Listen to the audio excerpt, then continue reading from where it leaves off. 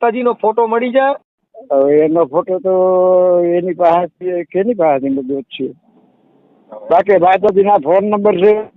એના phone number છે? હા, એના ફોન નંબર છે, વકીલના ફોન નંબર છે.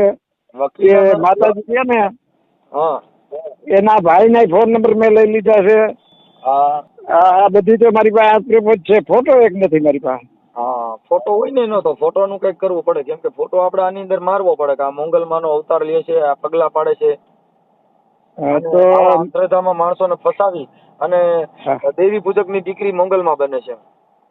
હા, એટલે ફોટાનું કેમ કરશું? મંદિરનો ફોટો લઈ લ્યો તો હાલે?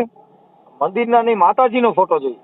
મંદિરના ફોટો તો હાલશે, પણ માતાજીનો ફોટો હોય ને, કેમ કે માતાજીના મંદિરને અને એને કઈ લેવા દેવા નથી, કેમ કે મંદિર છે ને એક આસ્થાનું કેન્દ્ર છે.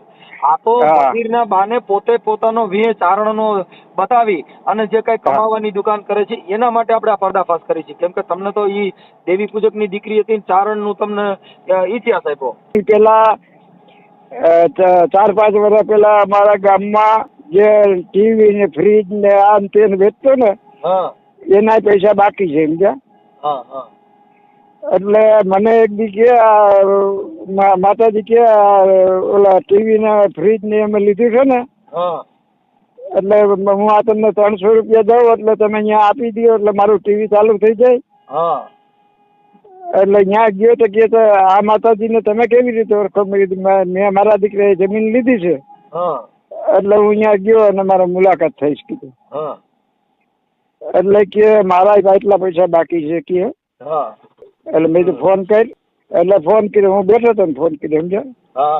એટલે કે કોણ બોલો છો ને શું છે? મારું આધાર કાર્ડ કે તારી પાસે છે, ઓલું છે, તું મને આપ્યું તે આમ કર્યું તું તેમ કર્યું તું.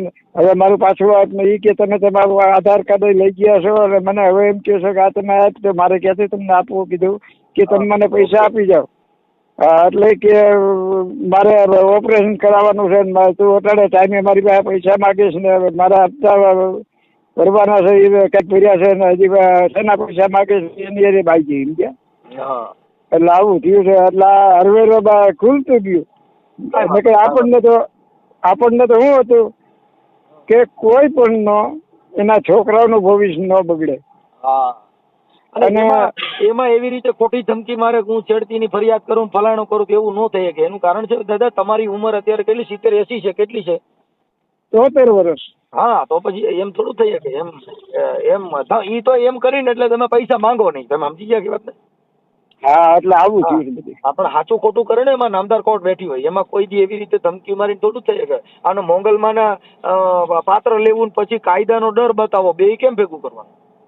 હા, એટલે આવું છે બધું, આવું થયું છે. જેમ આપણે કાંઈ વાંધો નહીં. હવે તમે છે ને તમારો એક ફોટો મોકલજો અને મોંગલમાના નંબર બોલો.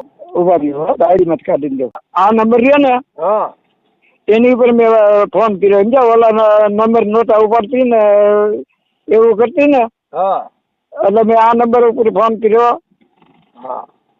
એટલે મને કે આ નંબર ઉપર કોઈ દી ફોન કરતા નહીં કે આમાં તમે કલાઈ જાઓ કે અમારું જે પોલીસ ખાતું ને આ બધા અમારા વકીલ નામ એ અંગત નંબર છે કે. કોણ કે? માતાજી, રેખાબેન મોંગલમાં. હા, એટલે આવું કીધું. કાંઈ વાંધો નહીં, કાંઈ વાંધો. હું એને કહું છું કે તમે મોંગલમાને શું કામ બદનામ કરો છો? તમારે ધંધા ફૂંડા કરવા છે, હારા કરવા છે, માતાજીને બદનામ કરો માં. કેમ કે આની ઉપર જો આની ઉપર કેસ થાય ને, એ કરવા મંજૂર છું. ગમે એ ખર્ચો થાય, આ મને જેમ ઢોળવો છે ને એની મને મારાથી બોલાઈ જશે. બોલો બાપુ, તમારા જાહેરમાં મૂકવાના હોય, પછી મારે છે ને ઘણી લેડીઝ બધા ફોલોવર હોય છે, એટલે આ જે કઈ ધાર્મિક કાર્યની અંદર કોઈની અંદર અભદ્ર વાણીનો વિલાસ નહીં કરવાનો. કાંઈ વાંધો નહીં. અમે આ જે તમારો ઓડિયો, તમારો ફોટો મોકલો, અને અમે હમણાં રેખાબેન જે છે ને દેવી પૂજકની દીકરી છે ને, હા, પેલા ઓલાને બાબુને ફોન કરો. બાબુ આજે વકીલ છે ને, હા, એના નંબર બોલો. હા, આપો, ડાયરીમાં છે. હા,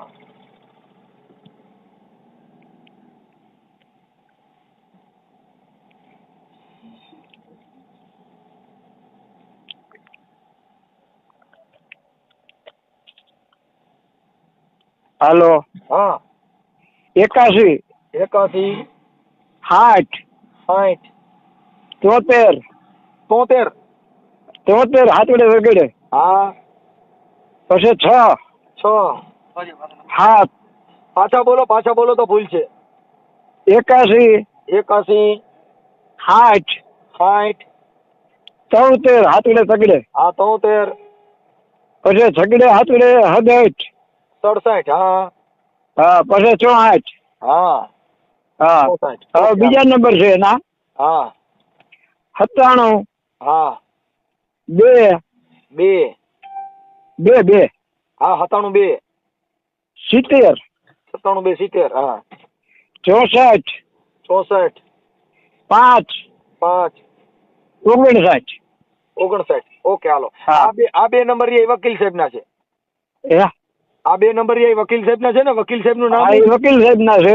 વકીલ આ સાહેબ જે એનો પાદીઓ છે ને, હે એનો પાદીઓ છે ને, હા આ એના નંબર છે. હા હા હા કાંઈ વાંધો નહીં. એટલે હું તમને તમે કીધું રામજ હું મળવા આવું એટલે બધી હકીકતની હું તમને જાણ કરું કે આવી રીતે મને ભોળ્યું. કાંઈ વાંધો નહીં તમે હું હે ને અને મારો ફોટો હું લેતો આવીશ. હા ના વોટ્સઅપમાં મોકલાવી દેજો અને કાં પછી તમે રૂબરૂ આવજો. રૂબરૂ આવું રૂબરૂ જ આપણે મુલાકાત કરવી છે મનસુખભાઈ. ભલે ચાલો. જય સરદાર. એટલે જય સરદાર. કાલ આવું કે પરમદી આવું? કાલે બપોર પછી આવજો. હા વાંધો નહીં હાલો.